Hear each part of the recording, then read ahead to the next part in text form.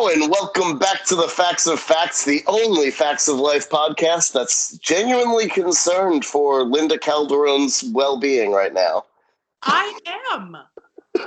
What happened? Something bad. I'm really worried about it. We never heard from her before. She's not on IMDb. I feel like she's been scrubbed from the universe. I mean, it looked as though she was being taken by the man now available. It was like that guy took her. Yes. Okay. I say that only because you broke up for just a second, so I assume I know what you said. Okay. But you sound crystal clear and lovely. You look lovely, luscious, lickable. I love the natural look. Thank you. Like, stick out your tongue.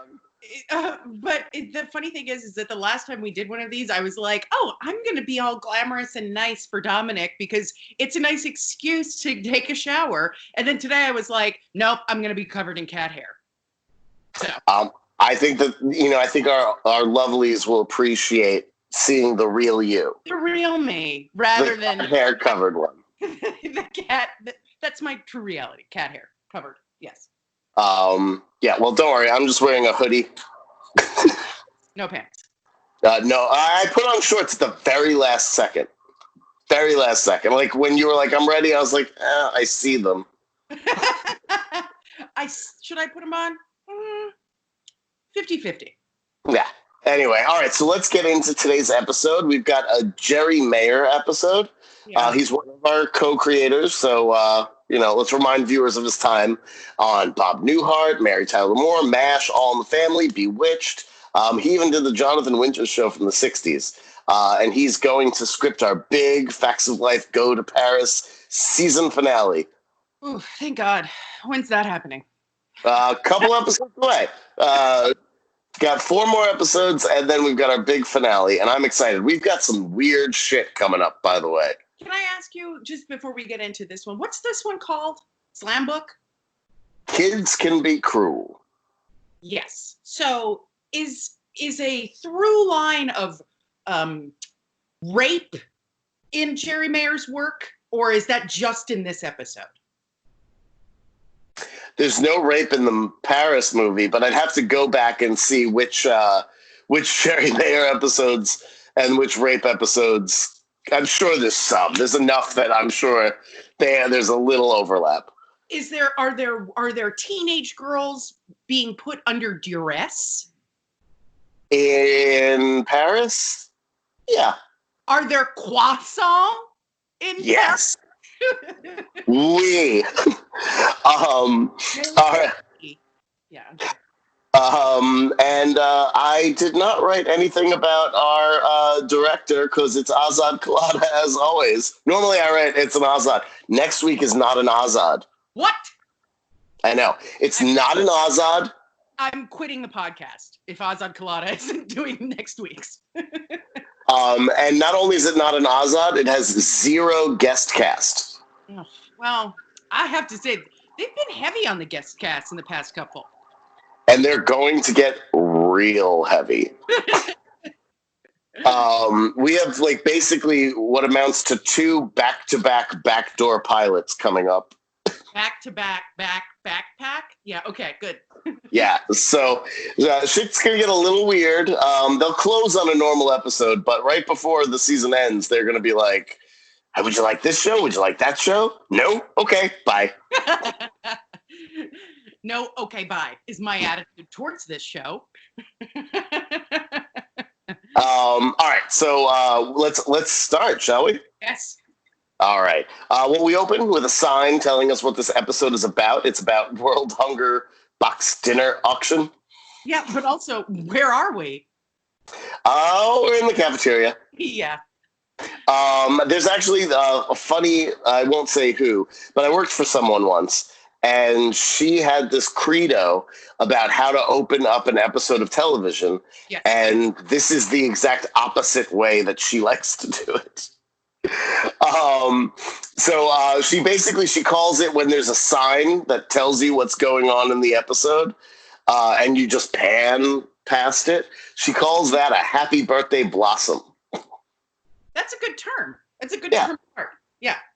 But So that's the thing is that at least this show, if anything, it's going to be subtle about the rapiness in this episode, but it's going to be explicit about what we're trying to solve with the rapiness. yes, and we're never trying to solve the rapiness. No. That's just the line. That's just a fact of life. True. It's they're not wrong. They were preparing children. Everyone has recovered COVID. Shall we? Okay, so yeah, so Tootie's hanging this fringe skirt on the sign because the sign needs to be up, but somebody needs to be putting up the sign, and the way they solved that was like give it a fringe skirt. Yeah. It's more decoration than I've seen on the show ever. Like they're going all out for this dinner box auction. Yes, they're probably spending more money than they're going to make to solve world hunger. And I will say this, speaking of dinner boxes, there were so many boxes in this episode. There were just boxes all over the place. Mrs. Garrett was carrying them around. She threw them. She used them as a weapon, basically. There were even cereal boxes. Pretty boxes. And so I did like the fact that Jo but she bought her own box. Yeah, I mean, Jo, honestly, the star of this episode to me. Hardly in it, but on the right side of history with a hard period. I do have to say that I feel like Jo probably does have a hard period.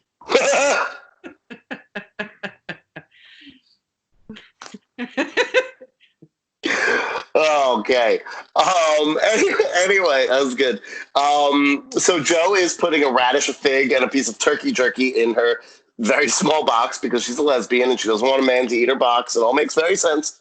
It does make sense. But here's the thing: is that it's a tiny little box that's for like an oil gasket, right? Right. It says no. If it's for an oil filter, I wrote it down. So she goes, sure, a radish, a fig, and a piece of turkey jerky. Just one piece.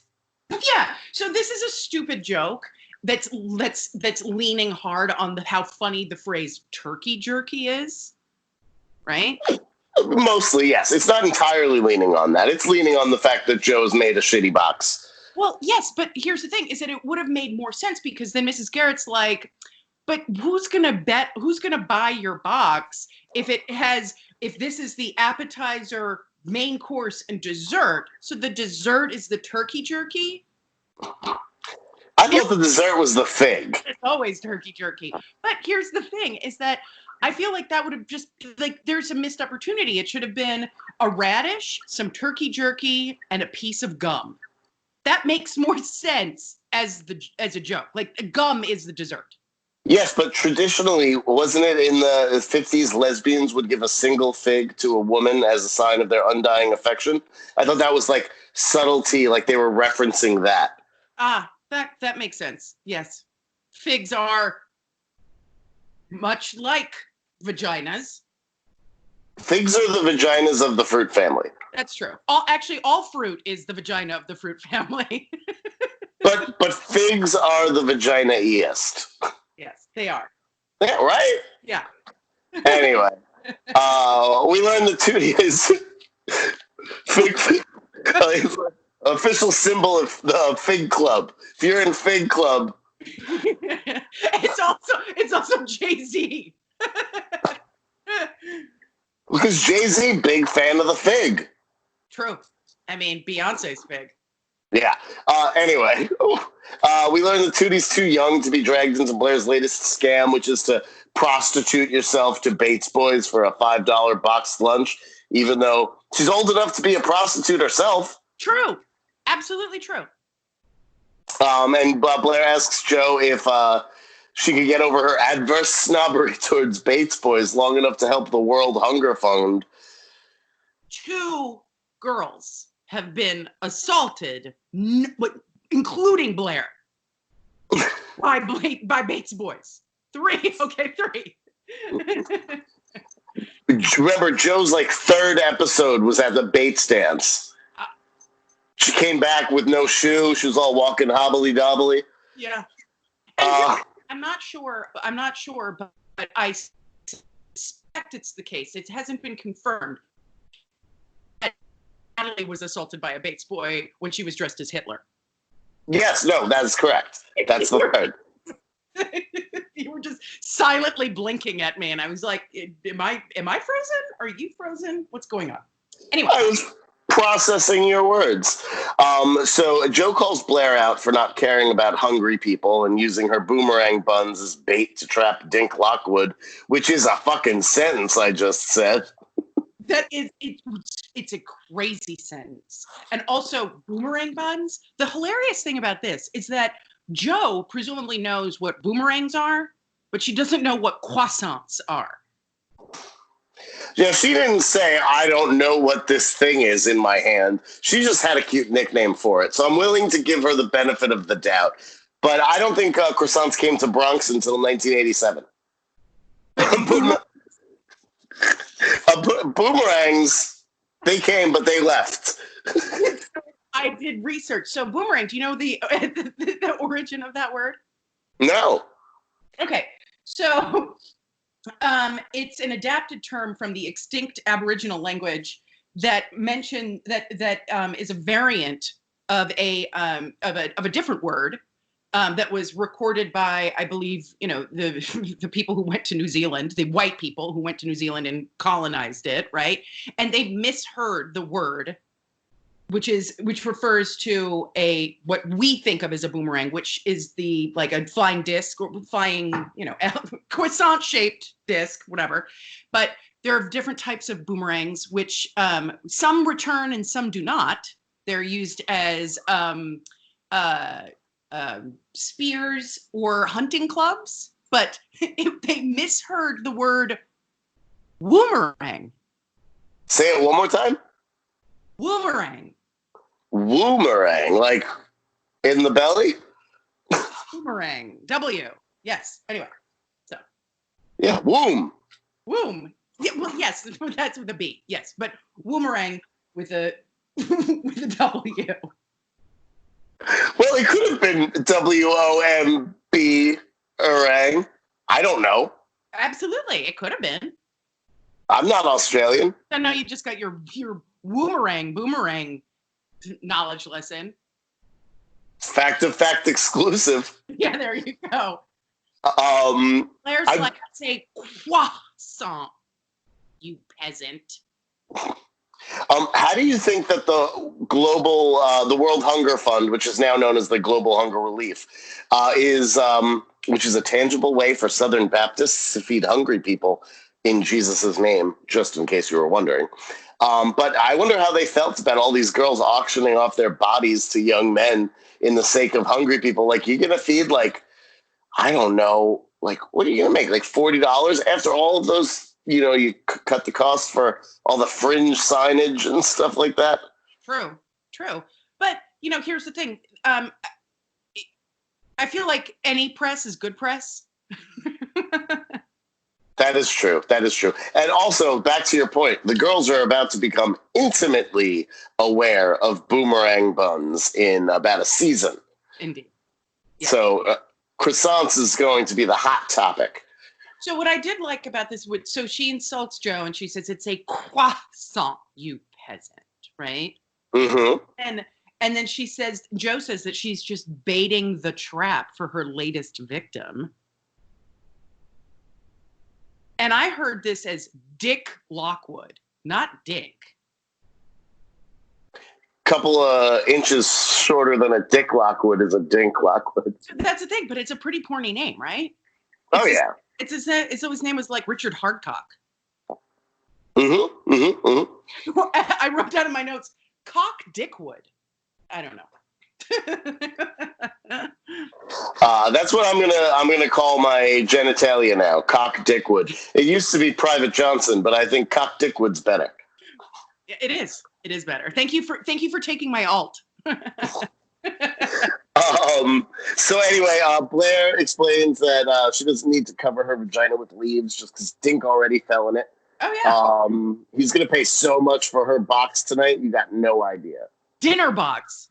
That's the best thing, is that she keeps referring to it as a dinner box. She has to. Which is what I refer to my pussy as, a dinner box. Hey-o. But I do feel like if Blair didn't say dinner each of these times, this would have not been allowed on television. This would have been like, this is literally slash fiction for Joe and Blair, just constantly talking about their boxes. And Joe's like, I'm gonna serve them. So Narc Tootie gets mad because the boxes are supposed to be anonymous, just like the Johns. Tootie learns that in New York from Christy and Mike, of course. Yes. But she demands to know why Dink knows what Blair's box looks like.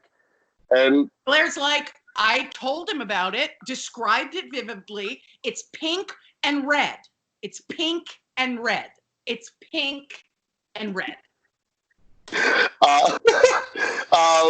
She also says it's a fullback, so she's got to show her box to a fullback. True. She calls him a marvelous mass of muscle, and Joe says, mostly above the eyebrows. I guess it's a caveman joke, but it made him sound brainy. Yeah, I mean, here's the other thing, is that honestly, Dink is super stupid in this. Yeah. So, I mean, Joe's not wrong. Yeah, no, she's not. I just, the phrase, like, you got a marvelous mass of muscle above your eyebrows. I know it's caveman. Yes, good Joe. Yeah. Good job. But it does sound like you could be talking like he's got a big brain, but he doesn't. Then Nat, so hang on. So Mrs. Garrett comes in with some Lays and a paper orb.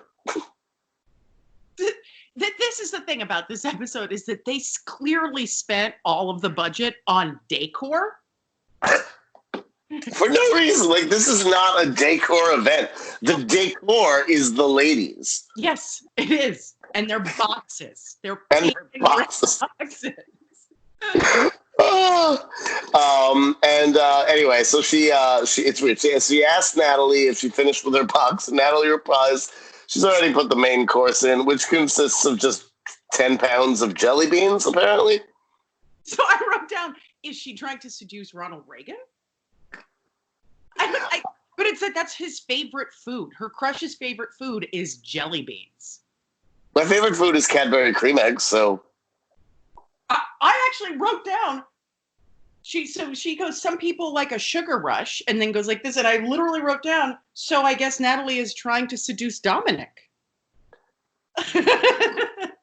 I will tell you, today we're recording this, it's the day after Easter, and we... Half-priced eggs.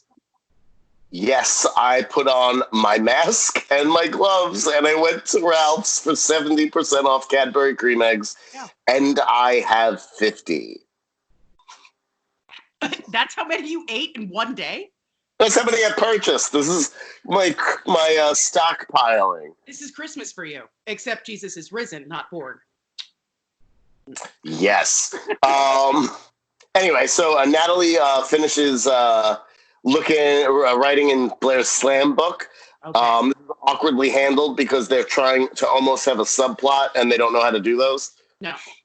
But she passes the slam book to Tootie, who's apparently old enough for slam booking, just not prostituting herself. True, but I think the funny thing is that it's like, as you said, they're not capable of doing two plots, an A and a B.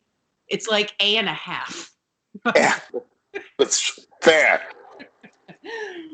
And anyway, so they talk about, so they have this slam book, right?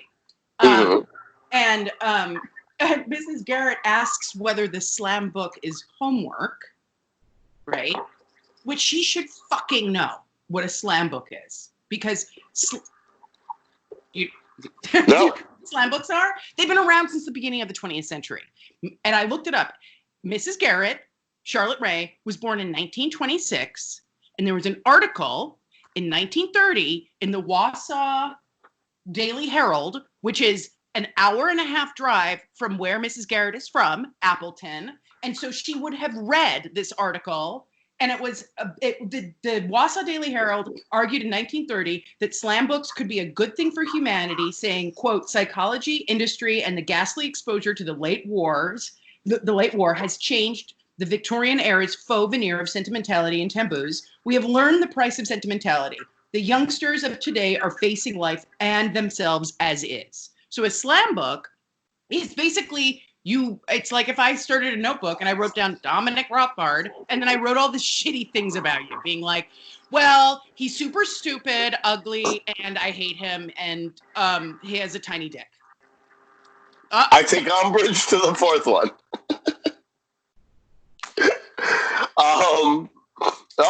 You've frozen. About person. Oh, there you are. Sorry. No, it's okay. You froze in a hilarious laugh, and it was lovely. Okay.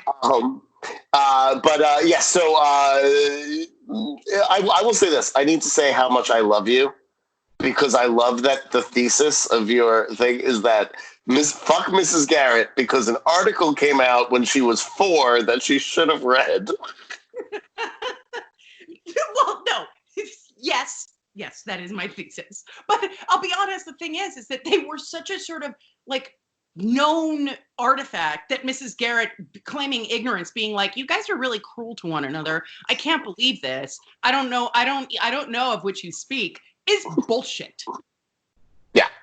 I mean, just she's had that job. It's an all-girls school. You have that job for 30 seconds. You know what a slam book is. Exactly. But Joe explains it for us, just in case you're confused. She calls it a poison pen directory. Yes. I didn't mind that. Joe, you're right. Joe did get a lot of like funny lines in this stupid episode. And Blair contrares it. It's just simply an opinion poll. Yes, I wrote Joe is very much on the right side of history. So they also explain the concepts of a burn book. Apparently these girls sign their burns with a number. Good job on beating Mean Girls to the punch. Yes, true. But I like that Natalie was like, yeah, so you can be really honest. You sign your post with a number and not your name. And then it's like, do these people not know what handwriting looks like, or who just used the book right before you? Oh, very true. They give us an example. There's this hairy bitch called Maggie Ellis. Yes. Who she apparently has so many whiskers she can make a walrus jealous. And they all laugh. They all do, including Joe. It rhymes. Sure. I think that it was like sort of like, that was a nice limerick about Maggie Ellis. Yeah, no. Mrs. Garrett doesn't laugh. She finds this just awful. So here's what I will say about Mrs. Garrett in this episode. She is at her most irritating, low, breathy, sibilant voice of disapproval of everything. You know, she's like, well, that's just awful. Being honest doesn't give you the right to be vicious. It's as though dentures were falling out. But she does it repeatedly. And then she's like, Natalie, can I speak to you? It's so, like, it's like Mrs. Garrett is her worst self in this episode.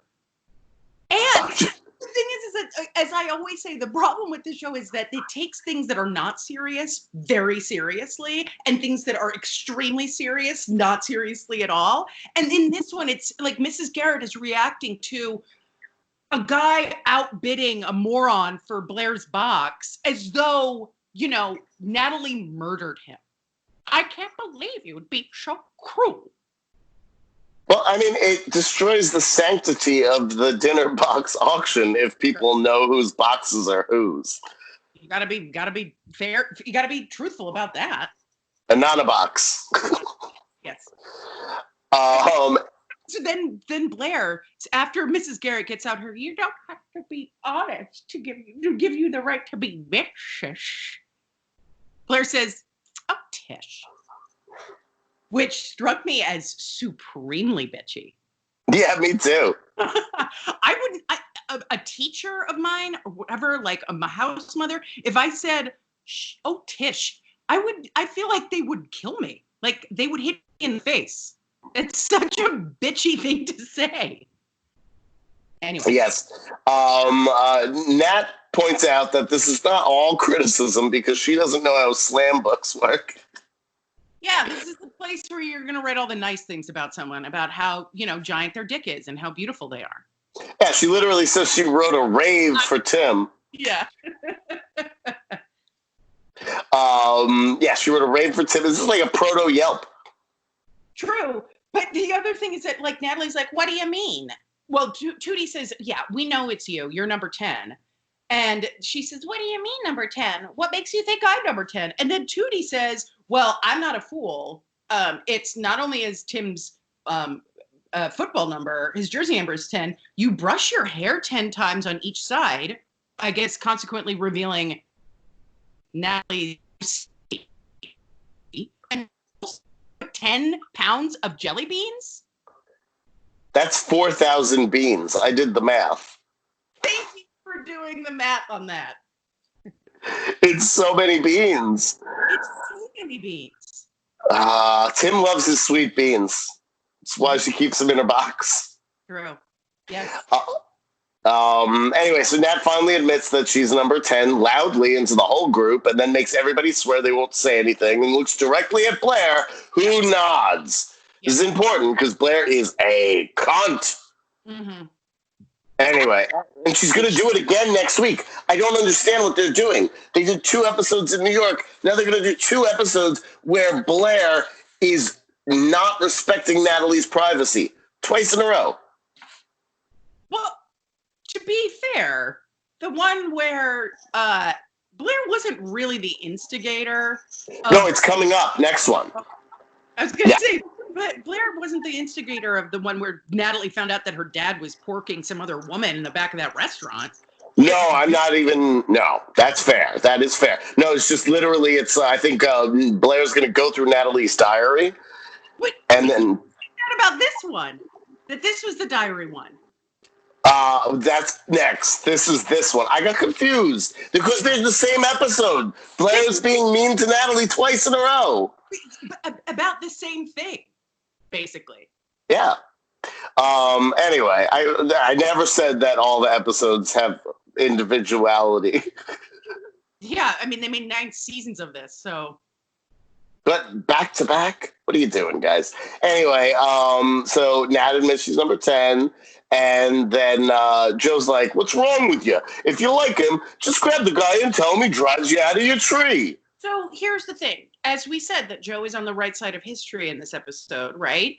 She ends up being, and she tends to be the, sanguine, normal voice of reason, right? The one who's always like, get out of their business, whatever, right? Don't be worried about other people. Like, just stay in your lane, basically, right? I have to say that teenage girl logic of going up to your crush and saying, you make me fall out of a tree is insane. That's not what a 16-year-old girl would ever do, nor a boy. No one who has a crush on anyone, unless they're 35 and confident in themselves, would go up to someone that they have a crush on and be like, I like you. Do you like me? Joe is confident in herself. Well, she was almost a child bride, so. Yes, and she is a lesbian icon. There's basically no girl that would not say to Joe around this age, no, if they're into girls. Sure. So she's an icon. Yeah, so she's got that confidence, in my opinion. That's why she can be like, yo, lady, you drive me out of your tree. Yeah, but here's the thing. She should know her friend better.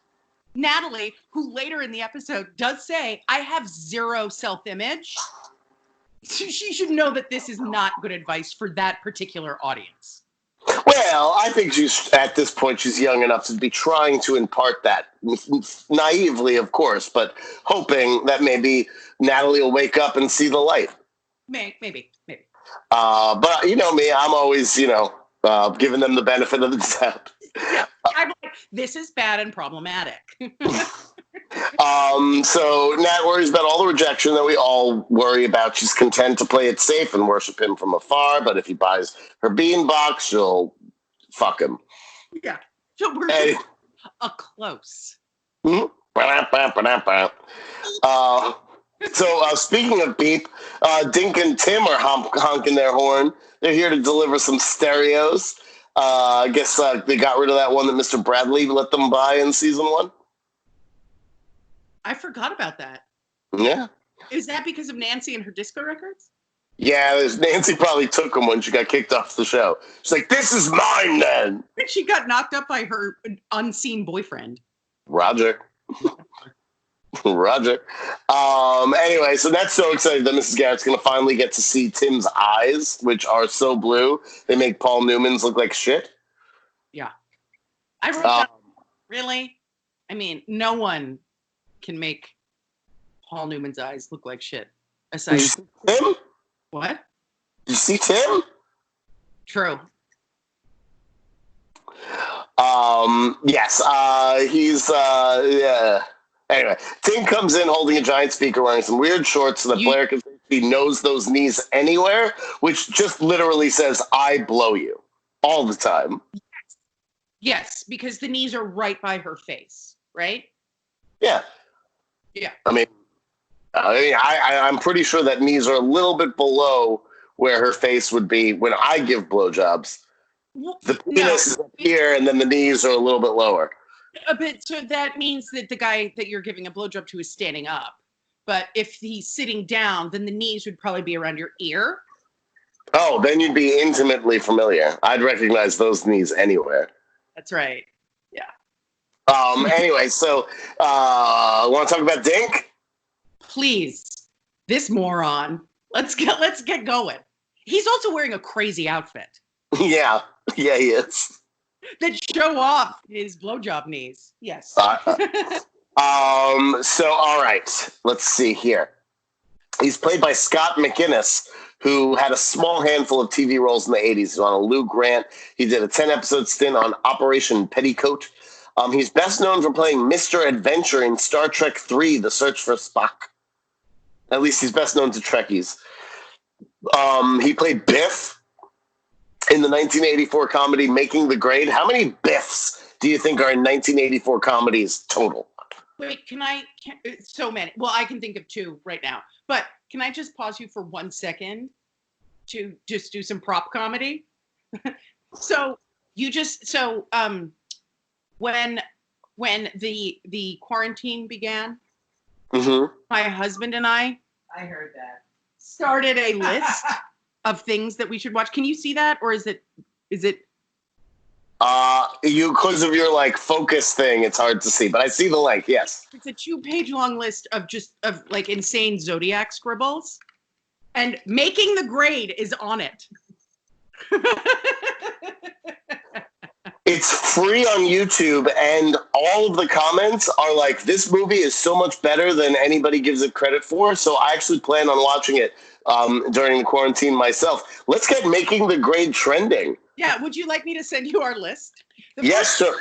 The first thing we have on here, which I know none of us are going to watch because it's not, unless we get super desperate, is Jiro Dreams of Sushi. But again, here's the thing. Britt dreams of sushi as well. Sushi does sound good. All right, so just a little bit more on Scott McInnes, but he wasn't Making the Grade.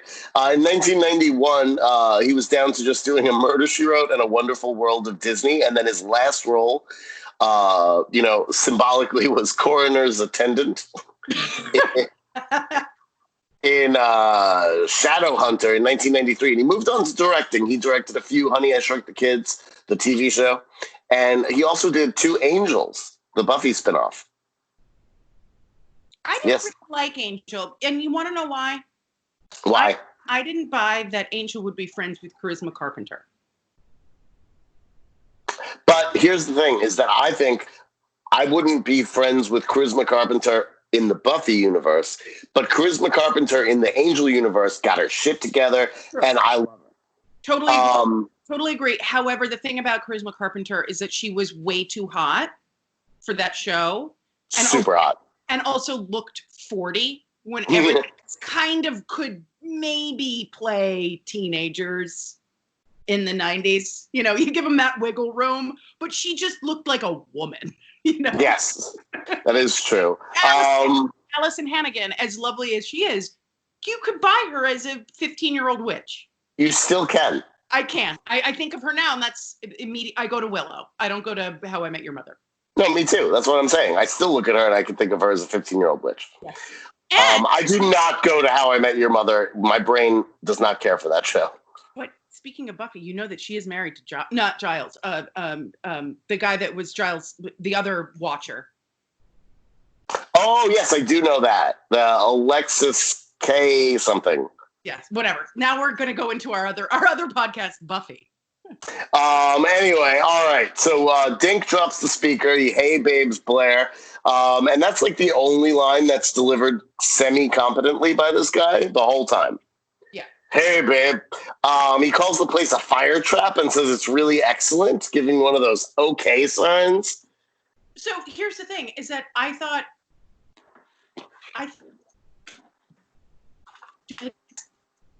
Me? What's that? Well, sorry, you froze. I thought that was very mean and awful that this guy from Bates was saying that about Eastland. But also, if it is a fire trap, they certainly shouldn't be hanging more paper in there. I genuinely thought, is this an expression? Like, we just go like, nice fire trap, bro. They could be, right? Like, it's just like, oh, okay, new to me. Oh, it is it's like, it's, you know, a fire trap is you know what a fire trap is, right? It's in reality, yeah. Yeah. But, and so it's like, basically he was insulting the school and saying like, this hovel looks nice. Good work. Got it. Cool. Anyway, Blair says he's a stitch. Yeah, he's a stitch. He's not even a cut up though. No. Nat says, hey Dink, what you think? And he gives her a fist bump on the shoulder and then pretends to play drums. Yeah. It was so awkward. It's clear he does not, as a human being, know how to interact with people that don't want to fuck him. True. Or at least girls that don't want to fuck him. But he really doesn't know how to act in general, so whatever. And it appears like he really wants to fuck Joe, though. Yes. And they have some weird, stupid back and forth about, like, he's like, hey, Bronx bombshell, you read any good books recently? As though this dum-dum has read a book ever. And then she insults him to his face. She goes, yeah, have you read any good cereal boxes? Which we get cereal boxes later in the episode. That's true. Cocoa Puff boxes, to be specific. But I do think that this is pretty crazy how Dink was just blatantly hitting on Joe in front of Blair. Yeah. But I guess Bates Boy's got a bait. Yeah, that's true. I mean, have you been doing a lot of baiting while you've been in quarantine? Yeah.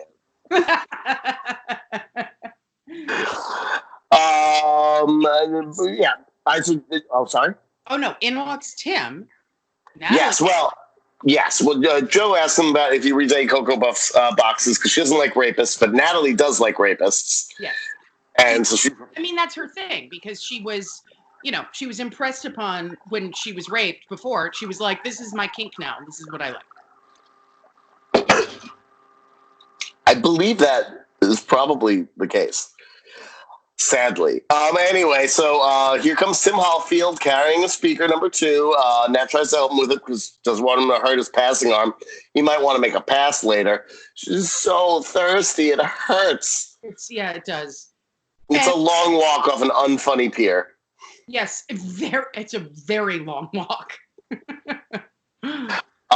Shall we talk about Tim Hallfield? Please. He's played by Mark Popple. This is his first gig ever. The following year, he played Chuck in Christine. Oh, the movie about the bad car? Yes. He was on the half-hour soap Rituals, which was syndicated in 84 and 85. Kind of fascinated about it. They made 260 episodes in 1 year. Is that going to be the next podcast? That's more than The Facts of Life did in 9 years. He did 10 of those 260 episodes. He was in Night of the Comet. He was in The Boost. Night of the Comet and The Boost? This man. Oh my God. My husband's going to freak out. What's his name again? Ken Popple? Mark Popple plays Tim Hallfield. And he also, he was in For the Boys. and which is the Bette Midler thing. Yeah, where she's like a USO singer or something, right? Yeah, I never saw it. I just saw the box. I think I've seen it. The box. Heyo. Box in it?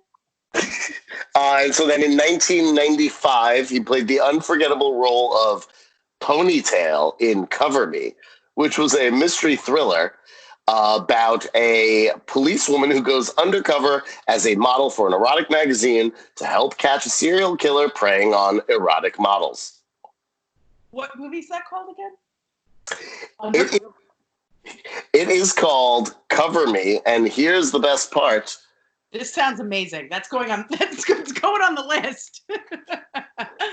Let me see where. Also, Paul Sorvino, Elliot Gould, and Corbin Burnson are in this movie.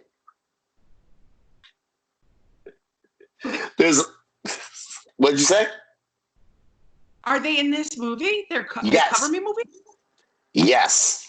And somebody named Betsy Monroe plays the lead cover girl named Lakey Snow. Her name is Lakey Snow. Lake with a Y. And so the best part about Cover Me is that a video game was made based on this movie. Was it that one where it was like a sleazeball? No. It's called Leisure Suit Larry. It's called Blue Heat, The Case of the CoverGirl Murders, and Mark Popple appears in the video game as well as the movie. But wait, here's the thing. Where he plays Ponytail in the movie, he plays Dr. Alphonse Rio in the video game.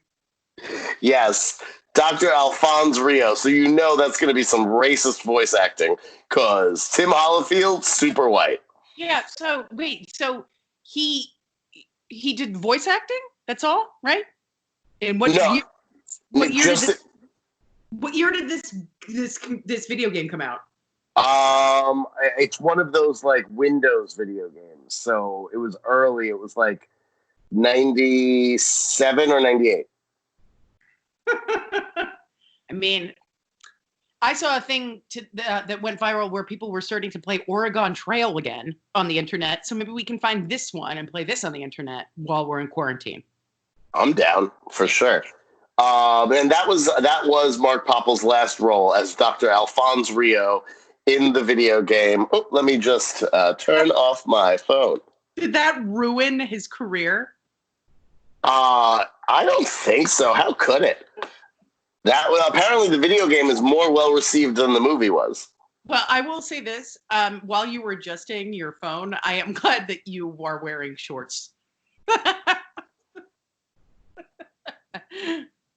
Good to know. All right, then you're welcome, lovelies.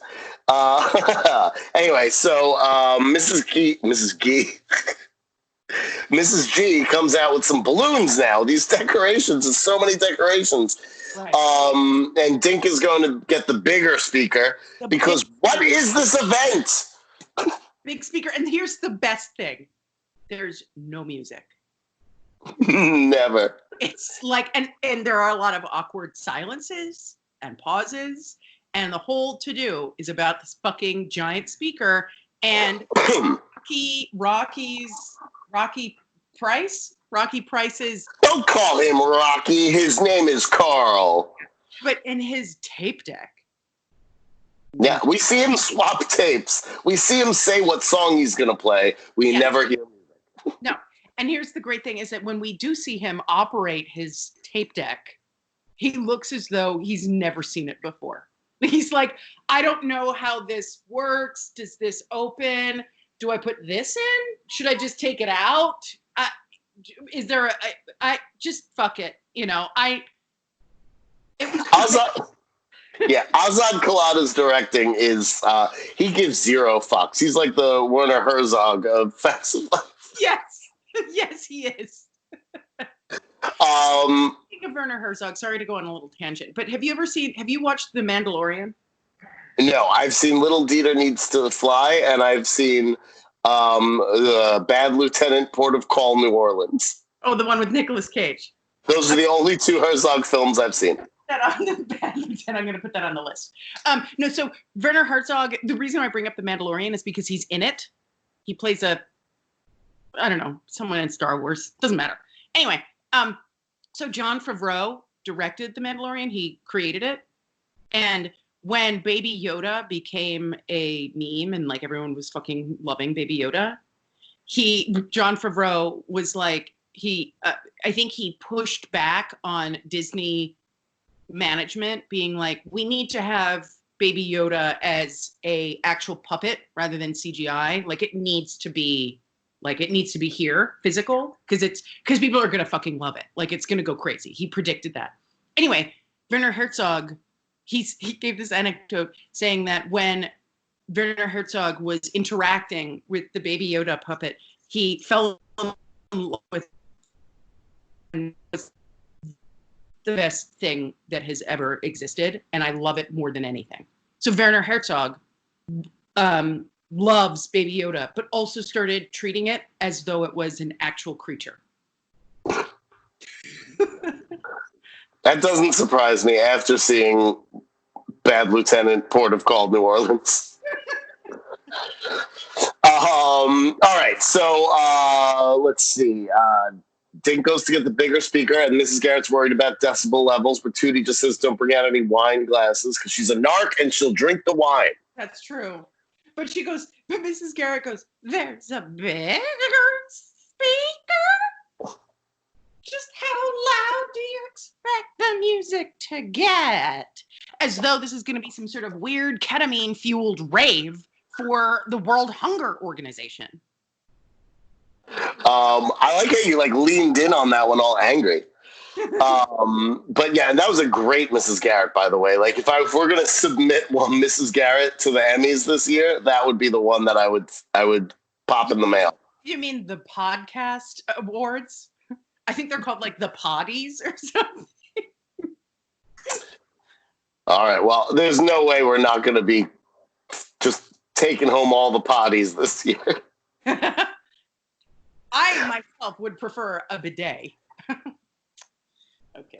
They are very hot right now. A friend of mine live streamed his first use of a bidet.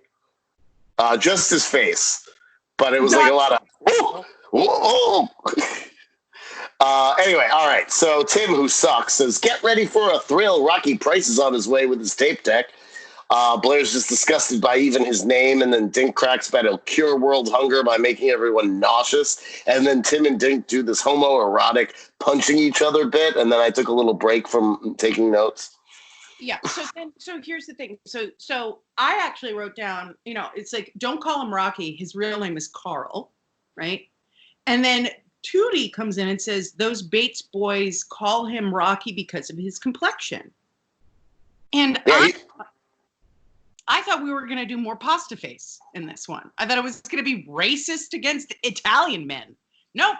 It's because of his fucked up acne. Yeah. His moonscape. Yes.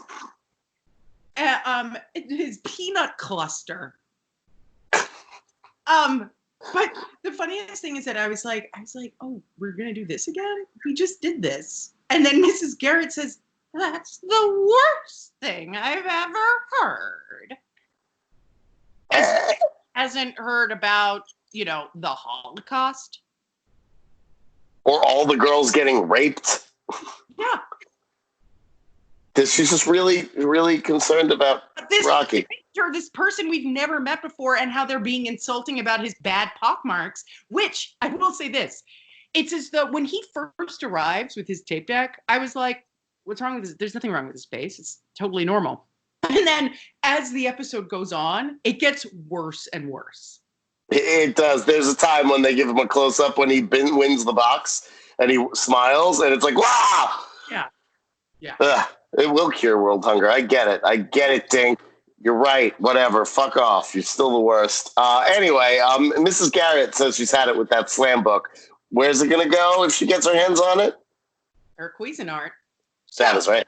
The Cuisinart was invented in 1971 by a French chef named Pierre Verdun.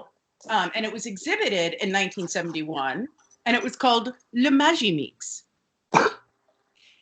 I myself, during quarantine, have been making some unusual purchases on the internet, and I decided to buy a Cuisinart that is going to arrive next week, so I can make more purees. I don't know. Anyway, I used to have a Cuisinart, but then I made a fatal mistake deciding in July of last year to make peach sorbet, which invited a horde of ants into my house. And then the ants went into my Cuisinart, and I was like, I have to get rid of this. The ants are everywhere. And that's what got rid of my last Cuisinart. That's gross. I know. It was super gross. All right, so Mrs. Garrett thinks that's the worst thing she's ever heard now. Yes. Anyway, so they all get distracted because Rocky Price has arrived holding a tape deck, wearing a shirt that reads Bates Cadet. Uh-huh. How great is that shirt? I want a Bates Cadet shirt. I feel like it should exist. I feel like I could make one for you. I would wear it every day. You're a rapist? It's just the best, like, inside reference. I know. So, Facts of Lovelies. Get on this. So, all right. Shall we talk about Rocky? Please, because I recognize this person, and I don't know why. Oh, okay. I think I can tell you why. The thing he's the most known for, there's two things. He's best known for being Chris Potter on Kenan and Kel. But me neither. Did you watch Head of the Class? I'm not. That's what it is. Mm-hmm. That's what it is. Yeah. That's what I knew him from too. He was Arvid on Head of the Class. He often played geeks like Rocky Price. He's a member of the Magic Castle in Hollywood. Oh. Both he and Scott McGinnis are in the Andrew Dice Clay horror film Wacko from 1982. I'm putting that on the list too. But let's talk about. Have you ever been to the Magic Castle? No, I don't want to talk about it. It's a sore spot for me. Me too, because I don't like magicians, but I still want to go. My boyfriend promised me that he was going to take me for my birthday, and he just had to like talk to this magician, and then supposedly he blew that magician and still didn't get me in for my birthday. And when I found all this out like years later, I was devastated. I mean, I didn't know any of that. I mean, that's the thing, is that, you know, you'll forever hate magicians. Which is arguably the worst profession. Really? Because I've got another profession. He played an animal control officer on Passions. And that's two things that you're interested in combined. That's true. That's true. Story why I needed animal control to come to my house. Because it makes it sound as though I live in a fire trap. No, you just happen to have ants and possums come visit you a lot. You live out in the wild. It's true. I do live in the wildest part of Los Angeles. Dan Freshman's last role is in 2010. Having problems with words. It was a TV movie called Tramps and Ramblers, where I believe he played Kenny, who was a rambler. Not a tramp. No. Anyway, everybody awkwardly says hi to Carl, a.k.a. Rocky, as though they are hiding a dead body in the room. Yeah. It's weird. They're like, oh, hi. It's like in Clue. You know, when they are hiding a dead body in the room, that's how they act. Yes. Mrs. Garrett introduces her. Oh, sorry? When in Clue, they do two things. One woman, the madam. Mrs. White? No. Is it Miss White? No. Miss White? Scarlett. No, that's Scarlett is Madeline Kahn. No, you're right. It is Scarlett. You're right. She's the madam. And she has to fake like she's making out with a dead body. And then they also have the dead cook. And Martin Mull has to fake like he's making out with her. Also, that's a rewatch, putting that on the list. Love that movie. Yes, it's the best movie ever made. Do you know a fun fact about that movie? Probably. So when they released it, initially it was a box office failure. No one liked it because they tried to do a kind of gag, which is, you know how it has 3 different endings? They tried to make it so that when it was in the actual cinema, you didn't know which ending you were going to get. So you would get ending A or ending B or ending C. It was basically a sort of marketing scheme to try to get more asses in seats, because it was like, if you got, ending A, you might not know about ending C. But it was a giant failure because everyone just kept getting the same ending. And they were like, oh, we didn't think this through. And then when it was released, on video, it was a huge success because they put all the endings together. And that was why it was so fun, because you could choose as a viewer which one you wanted to be true.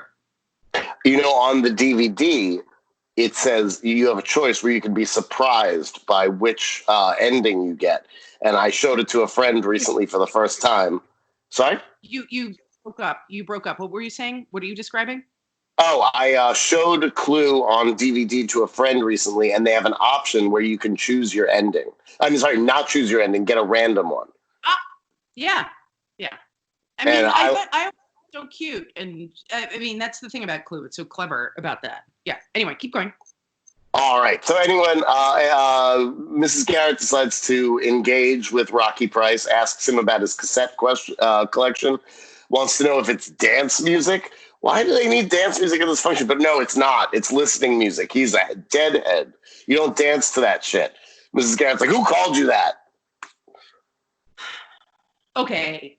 So this is where I was like, you know what? Fuck Carl. Because if you give me an answer like that, it's not dance music. It's listening music. I will punch you in the face. That's an asshole response. Yeah. Also, let me tell you something about the dead.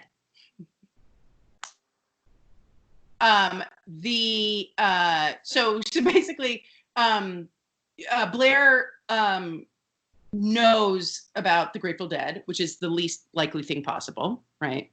The beautiful people love rock and roll too, though. Sure, the beautiful. I mean, I do. And then Mrs. Garrett goes, if they're dead, why are they so grateful? While I know, it's really bad. But here's the great thing. So obviously everyone knows the Grateful Dead were a jam band founded in California, right? And they were members of the Palo Alto band, the Warlocks, but they had to change their name because the Velvet Underground released an album under the title The Warlocks. So they changed their name to the Grateful Dead. And according to various lore, Jerry Garcia and the entire band were on DMT and just like randomly opened up the Encyclopedia Britannica. And just like, he was like, how about Grateful Dead? And they were all like, that sounds good. Yeah, that sounds right. Yeah, awesome. Anyway, but before they were the Warlocks, they were in a different band called Mother McCree's Uptown Jug Champions. I mean, I got some Uptown Jugs, but the great thing about this is that they were a jug band. Do you know what a jug band is? Oh, yeah. With the big...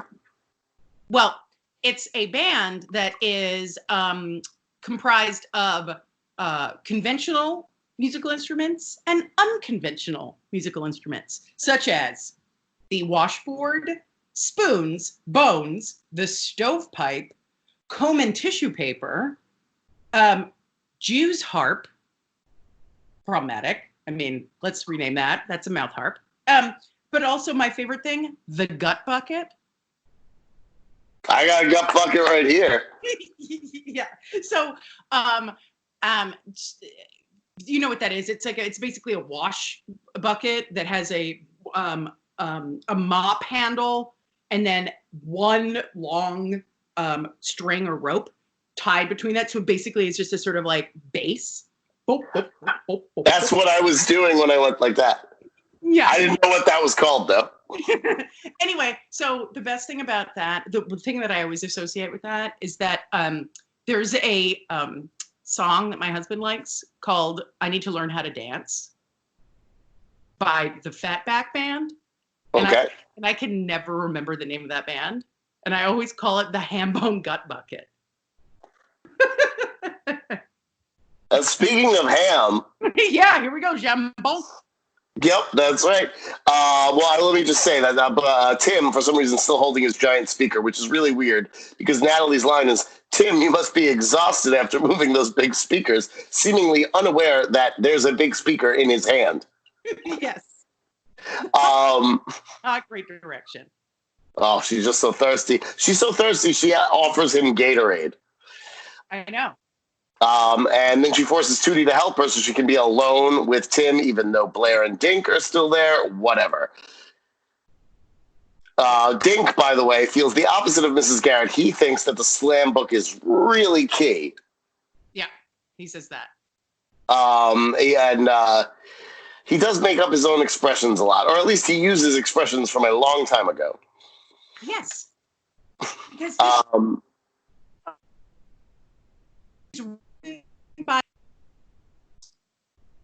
say that one more time for me. Because the show is written by old men, and it's about teenage girls. Yeah, for sure.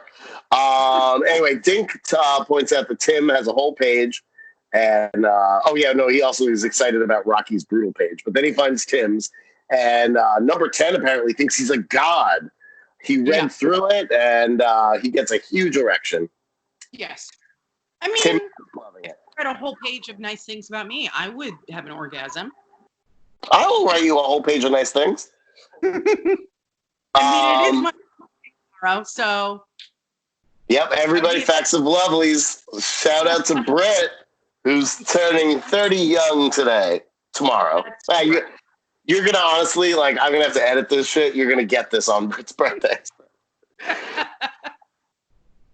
Anyway, let's see. So he wants to know who number 10 is, and Blair's like, well, her name starts with N and rhymes with Natalie, and it's Natalie.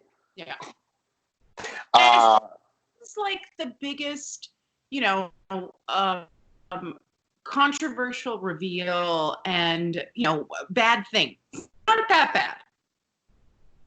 I would be so mad, honestly. I would be so devastated as a human being. Fair enough, but they treat it as though this is genocide. I honestly, I am Team Natalie throughout this episode. I think, I think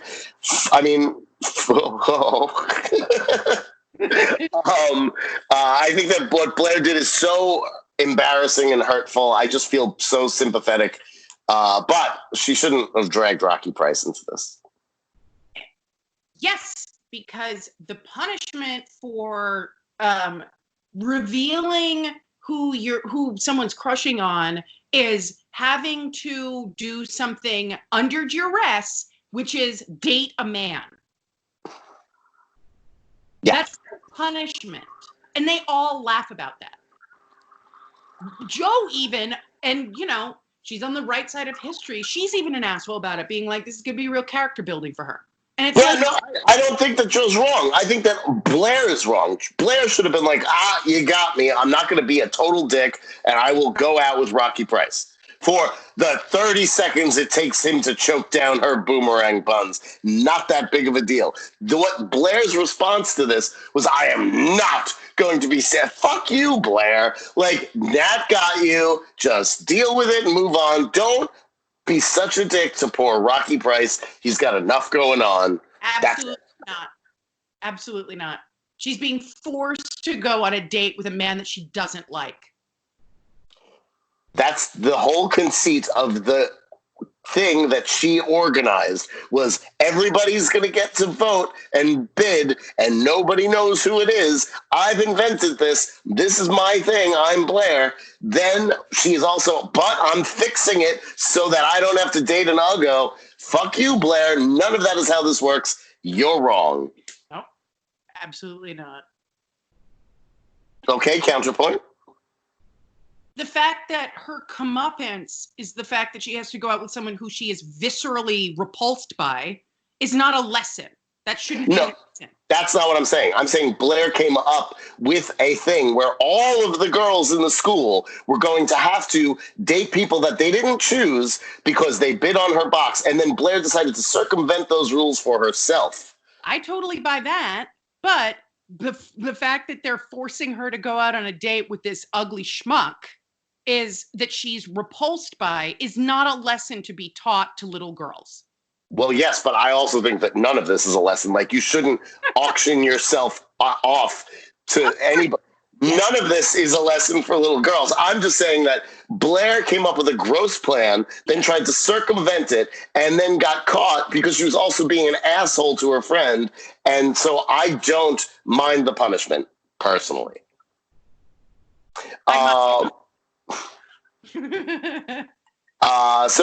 Tim lets Nat down easy.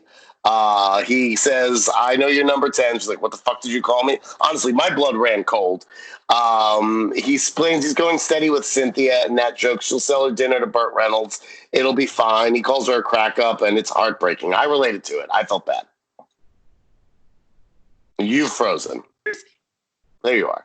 Yes, you were frozen as well. But I will say this about this show is that they are nothing if not consistent with the fact that Natalie has a huge crush on Burt Reynolds. I mean, it's. But here's the thing. You know what? If you crush on Burt Reynolds, you're not gonna crush on this Tim guy. These are two different. I mean, I'm all about interesting diversity of attraction, but if you want Burt Reynolds, Tim is not going to do it for you. I mean, you're talking to a guy who likes all different walks of life. Okay. But anyway, speaking of Tim and Dink, they're about to leave when Dink reconfers with Blair. He recites the, what's that? He's a moron. He's like, what does your box look like? It's pink and red. It's pink and red. What's in it? What kind of food is in it? What's in it? What's in it? What's in it? And she's like, okay, so it's ham and cheese and boomerang buns. Yes. And then later on, when at the end of the episode, scene when he was like, pink and red, right? She's like, you are so smart. Blair minimizes the fact that Natalie is furious, saying she thought it was cute. But Natalie is just so sad. Her crashing and burning is cute. Well, kinda. And that's why she was hired to play Natalie, but whatever. So here's the thing. I will say this. Natalie's vitriol at this moment that is when my blood ran cold. That was like where she was like, cute, fuck you. I will straight up murder you. I take no prisoners. This is war. And then it's like, oh, so I faked and then it's like, here's what happens. She makes Blair go out on a date with someone that she doesn't want to go out with. Blair was very upset about it, so it seems like it was a good enough punishment. But I will say this.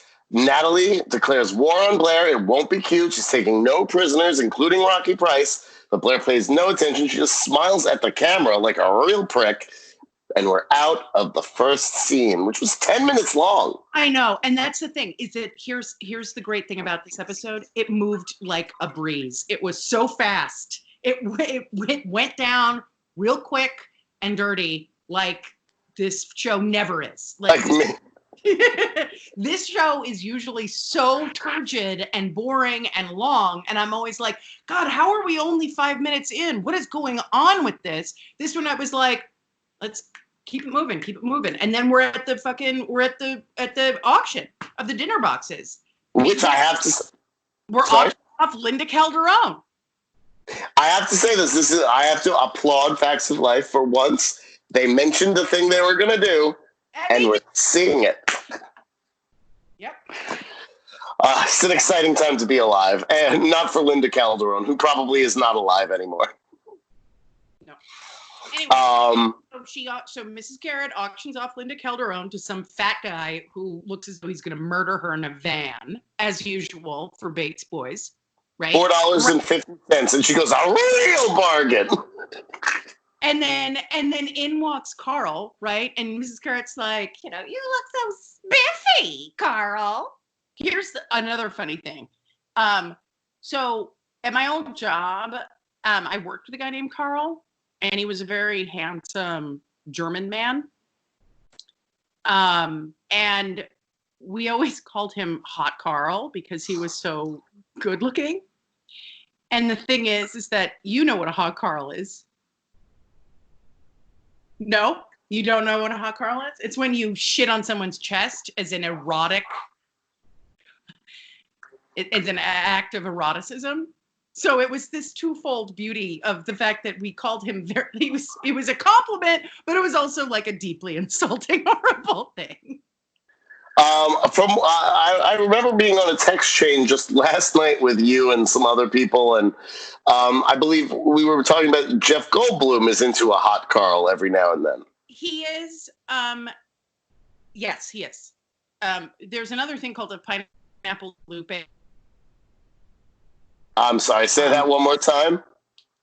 A pineapple salute, which is where you watch someone take a shit on a glass table so you can see it rather than involving yourself in it. Okay, so my ex-boyfriend, who I have lots of crazy stories about, did that professionally for famous celebrities in Hollywood. Jeff Goldblum may be among that. No, it was a gay thing. It was gay celebrities in their older years. Okay. So, that's all I'll say about that. I feel like we took a turn into, coprofragia, whatever, like when you're turned on by shit. And this podcast will never recover. I feel like our lovelies are going to be like, what happened to them in quarantine? It's true. I'm sorry, lovelies. It's a dark time. I'm so dark, I want to go back to Linda Calderone because I have a little more to say about that. So he...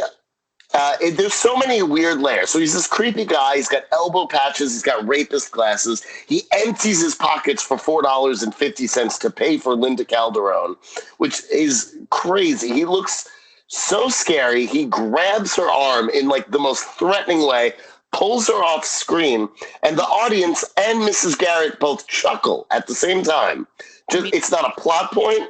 It doesn't mean anything for the episode. We never see them again, but Mrs. Garrett's like, oh, look at how that man is manhandling Linda Calderone. You mean these glasses? I do mean those glasses. Those are the glasses that were last seen by Linda Calderone. It was the last thing she ever saw.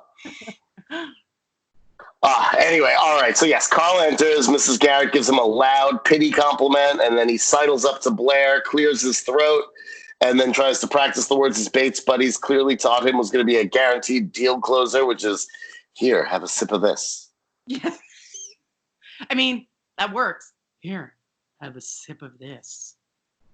Rocky gives Blair an awkward hello and then goes to stand at the back, waiting to make his move, while Mrs. Garrett hawks Joe's garbage box as gourmet dinner treats. Yeah, she goes, and now a gourmet diet dinner featuring yum yum, crisp red radish, a luscious fig, and teasingly tangy turkey jerky. I almost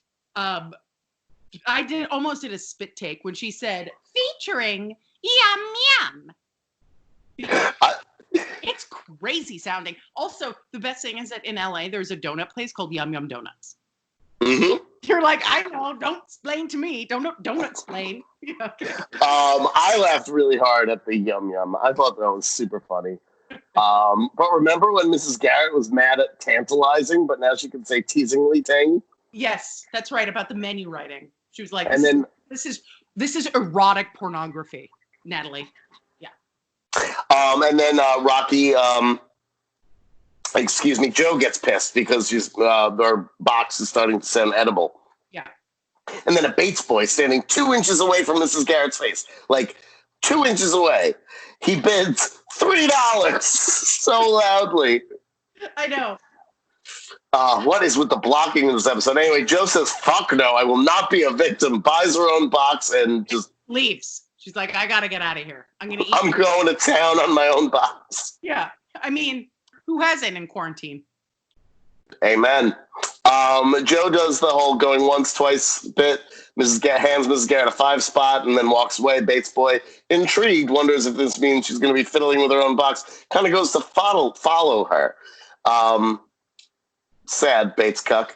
Anyway, Mrs. Garrett presents the next one. It's Blair's luscious pink and red box. Yes. Dink's already hard. She says mushroom salad, ham and cheese on croissant, but in French. No. She says salade champignon, jambon fromage, et un croissant. It was insane. She had little to do this episode, so I think she was like smoking meth in her dressing room. Yeah, and then Blair's like, yeah, pardon her French. And then Mrs. Garrett's like, fuck you. I don't speak French. That was such good French. Anyway, Mrs. Garrett starts the bidding at $3, and then Dink whips out his 10 spot, and Mrs. Garrett quivers as he slides it into her hand and goes, Dink, you're a doll. Yes. It's the highest price ever paid for a girl at Eastland. Going on. The audience laughs and cheers about a Blair being sold unwillingly to a man. Although she was very willing. No, not to Rocky. No, but we're still in Dink time. Oh. Yes, so right. then Rocky waits for going once, going twice for the very last minute before he goes. $15, rock drop. Blair looks horrified. Rocky winks. It's so gross. The audience applauds. It was really repellent. But we went away for a commercial break, which is nice. That was nice. It was a nice break. And now we're back. And the boys are driving up the price of Blair's box, and Natalie is loving it because this was all her idea. Rocky rock drops 25. Dink's got just lint. I like that. We don't take lint, Dink. Yeah. Tootie's like, I don't believe Blair ended up with Carl. Tell me I'm dreaming. Natalie's smug and like, you're wide awake. Come here. Yeah, Blair. And then Joe says, well, this is going to be character building for the little princess. That is true. I think that's fair. I liked how there was I do. I think it is. If she's going to try to cheat at the own game that she's making everybody else play, she should get punished. That's all I got to say. And if your punishment is to be with the one guy in all of Bates who probably won't rape you, that's not the worst punishment. No. All I get is forehead. I just get angry forehead. Anyway, so Natoots and Joe are watching by the steamer pans, doing the whole hear no Blair, speak no Blair, see no Blair thing, which I thought was awesome. I know. And then Rocky and Blair enjoy their date. Blair suggests some nice dinner music. And he suggests the theme from Endless Love and then snorts. Yeah. And this is they've already made a reference to Endless Love in this show. That's because my love for this show is endless, and they know it. No, that's that crazy movie with fucking Brooke Shields where her boyfriend burns down her house. Well, it's also a nice song. True. So Rocky and Blair are going to figure things out. She leaves. She's got an ego. She's like, anyway, Blair's like, I got lost in my notes. So Rocky leaves to go put on music. That was the sentence I was looking for in my notes. I was like, where's Rocky? Where did he go? And so music we'll never hear, by the way. We don't. That's the thing, is it's like Chekhov's stereo system. We don't see this fucking stereo system being used, but it's like the important thing about this fucking episode, because they're bringing in the big speaker and the tape deck, and then We never hear anything. We never hear a single peep from that fucking stereo system. Anyway, now we move into the kitchen. And but that's the wait, hang on. But that is the thing.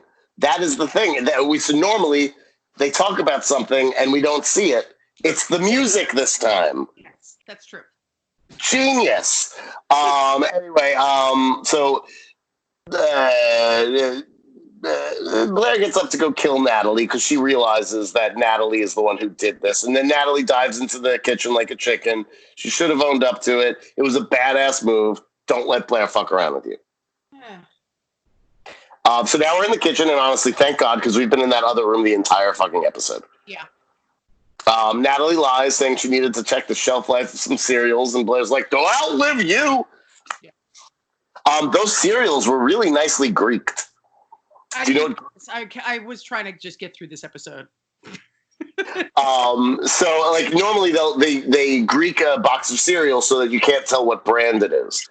I could not figure out any one of those three boxes, but I watched the opening credits for a 1982 sitcom called Maggie, and in that cereal, she's pouring herself a box of Root Oops. Oh yes, I saw your post. I mean, I do love Root Oops. Yeah, so I like that they did something much more logical than Root Oops. But if any classic cereal-loving, eagle-eyed facts of lovelies know what cereals those were, I was thinking like maybe Life, maybe Wheaties. I'm not sure, but I do want to know. Look, Life and Chex. Yeah. Anyway, so Blair and Nat, I'm sorry? Kicks. Blair and Nat have it out. You told that awful Rocky Price about my box, and Nat's like, you told Tim I'm number 10, and Joe's like, this seems fair. You're both disgusting people, and I'm the only one who has morals. And then somebody should also check on Linda Calderone because I'm worried. Yeah, So Blair's like, you fucked me with this whole thing because you faked calling Rocky and told him which box was mine, and Natalie's like, you know what? This is not an even, playing field here. You're looking at zero self-image with heavy psychiatrist bills in the future here. I wrote down, what the fuck is this show?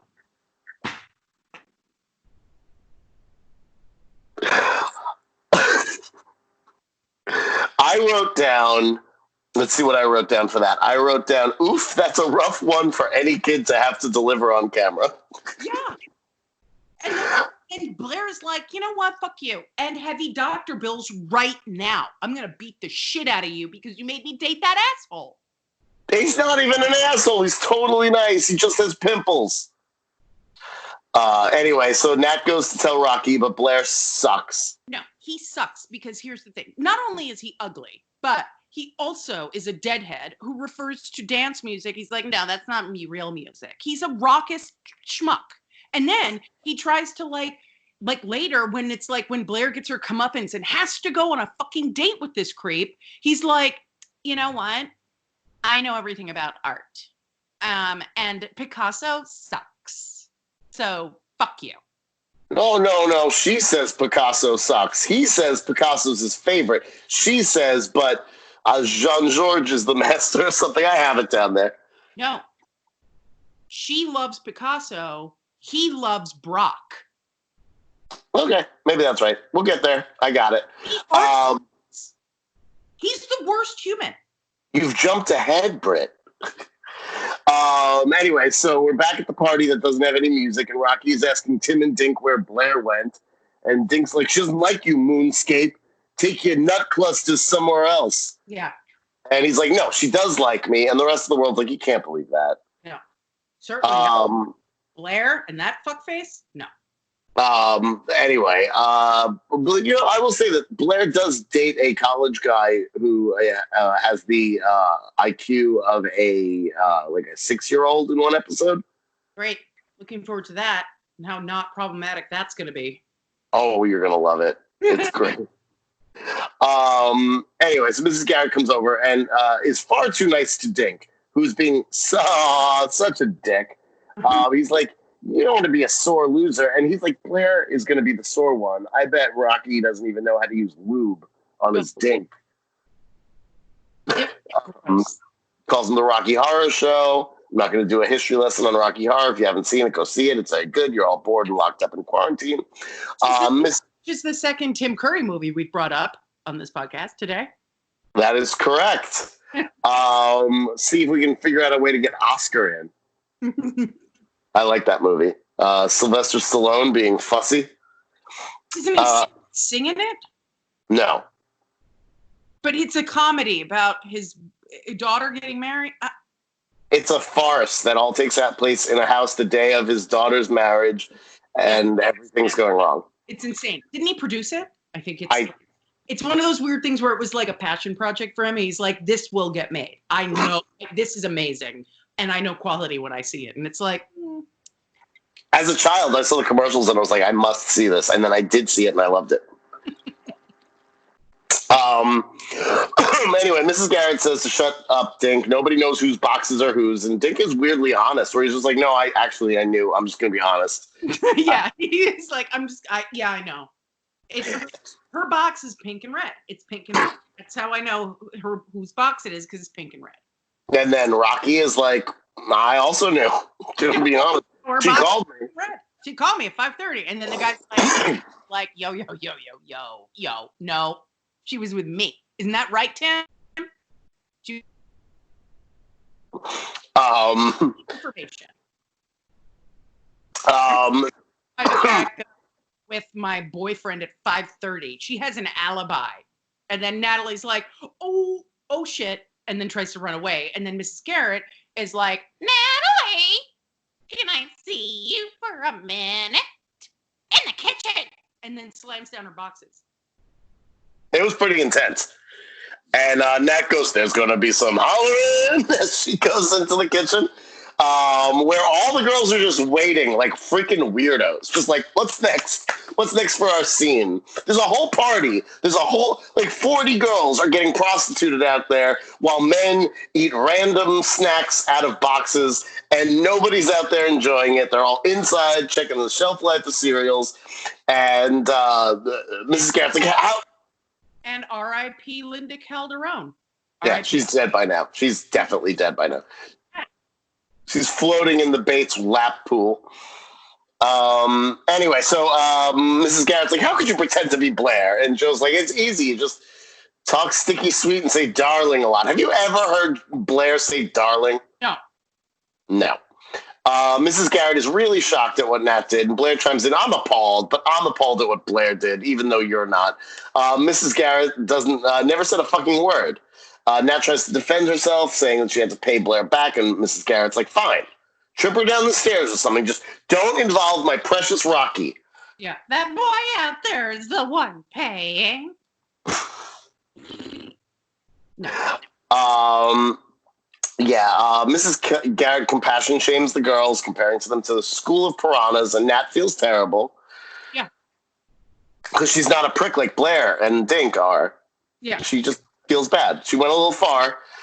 Tootie goes a little far. Like, Tootie, nobody's asked you anything all episode. I forgot you were on the show. And the best thing is that Mrs. Garrett says, Natalie's like, I went a little far, I admit it. I never thought it would turn out this way. As though she, ran someone over with a car. I don't know. It's so bad. She's like acting as though she murdered someone.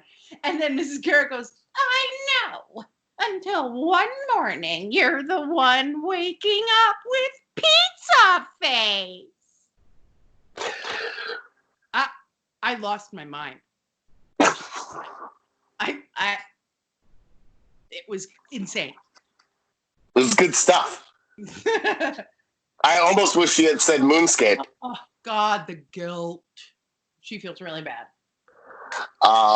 Yes. And cool, because she knows Natalie is Jewish, and, you can press her buttons with guilt, and you can press her buttons with, do you want to see the ski instructor's cock? Those are the buttons. Ski instructor's cock, or just guilt. Yeah, and it works. It always works. And at that moment, Rocky bursts in, clutching Blair's box. Blair pretends she was looking for aspirin. He's like, I know you didn't call me. Like that was Blair's misdoing. Nat explains it was her. And he's like, yeah, I know I'm repulsive. I was just playing along till I can get you alone and then shove my jambon into your fromage. He's like, I know, I get it. I'm not Dink Lockwood. And Joe's like, be proud you're not Dink. But honestly, no. If you had a choice to be Dink or Rocky, be Dink. Even if Dink dies at 19, be Dink. Absolutely. Rocky's gross.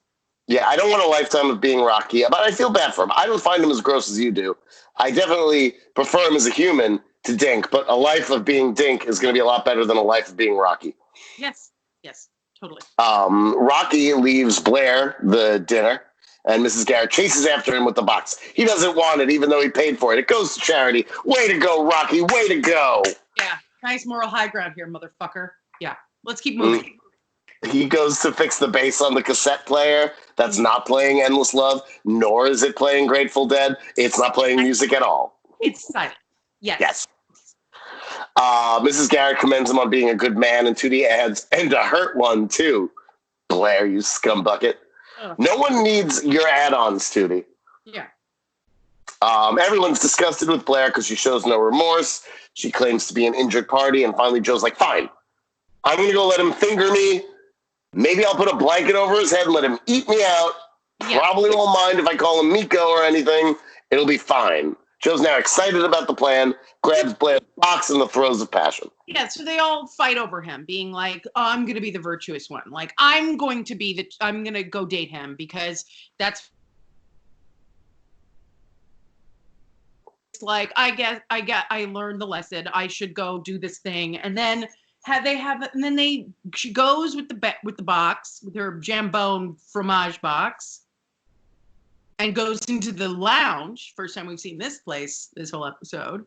And he's fucking around with the tape deck as though he's never seen it before. Yes, but wait, did you notice that when Blair leaves the kitchen to go in there, Joe looks at Mrs. Garrett like, I was never going to eat with Rocky. That worked perfectly. I didn't notice that, but I mean, makes sense. I like that. And then Mrs. Garrett gave her like a nice work, Joe. Like they had like a little thing. We're all A+ at manipulating one another. Yeah, that's a fact of life. And so now we are back in we've concluded the game of hot potato to determine who gets to go on a charity date with a pimple guy. Yeah. We see that angle we've never seen before. Rocky setting up his cassettes. Some of them seem to be 8 tracks too. I think they're very big, like big, like VHS tapes. This is what I think happened to your theory. So he's fiddling with them because they gave him 8 tracks. But he only has a cassette player, and he can't fit the 8 tracks in the cassette, but he needs them because they're part of the props. So he's got to, like, fiddle a little bit. And that was my theory on why there are 8 tracks in the cassette player. I buy that. So just the usual general incompetence of the Facts of Life team. Of course.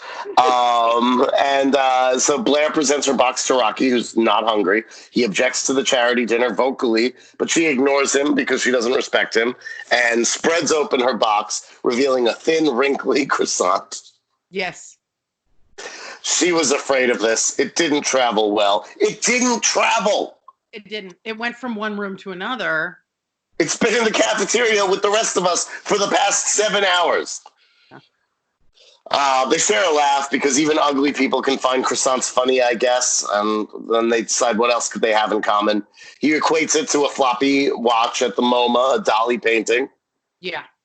She's shocked. She's like, you know what that is? You know about the MoMA? And then he art-splains. He's like, it's an acronym for the Museum of Modern Art, which I go to every time I'm in the city. And he's like, she's like, I'm a MoMA donut, bitch. Yeah. And then he like ignores that. And he's like, I also like the Met. It's like, he's like, oh yeah. And then it's like, they kind of art-splain to one another. And it's like, I like the Met. And then it's like, I expected it to be like some sort of weird little laundry list. It's like, oh, you like the Met? I also like the Whitney. Oh, you like the Whitney? Do you like the new museum?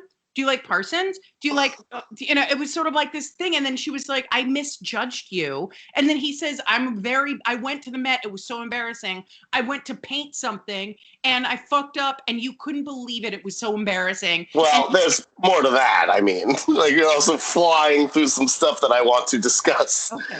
But primarily, I thought that when he goes, yeah, I usually get by there whenever I'm home, is like super weird, because then later on he's like, I didn't go back there for 5 years. No, that's because he was embarrassed because he was at the Metropolitan where he was badly painting. At the MoMA, he goes there all the time. He's fine. Oh.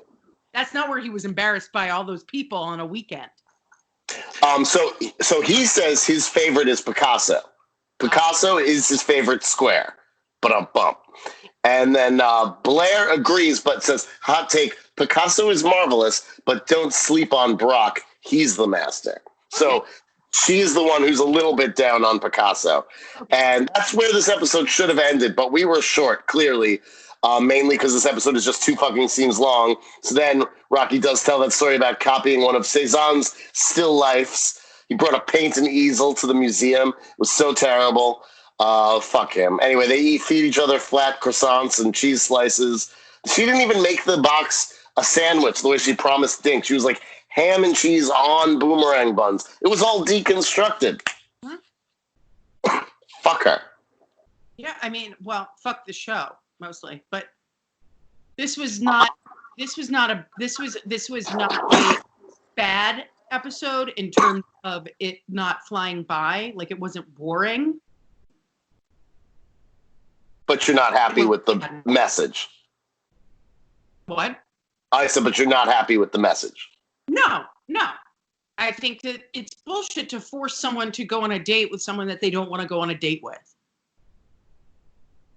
Well, I equally think it's bullshit to come up with a plan where girls are forced to do that. I completely agree. But you know what? That's this show. The girls are always forced to do something stupid and dangerous, usually. Yes, usually. I mean, being on campus near the Bates boys is flat out dangerous. Sure. Absolutely. Yeah.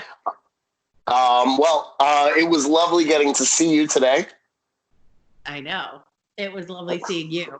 And I'm excited for my to reveal my birthday reveal to our lovelies.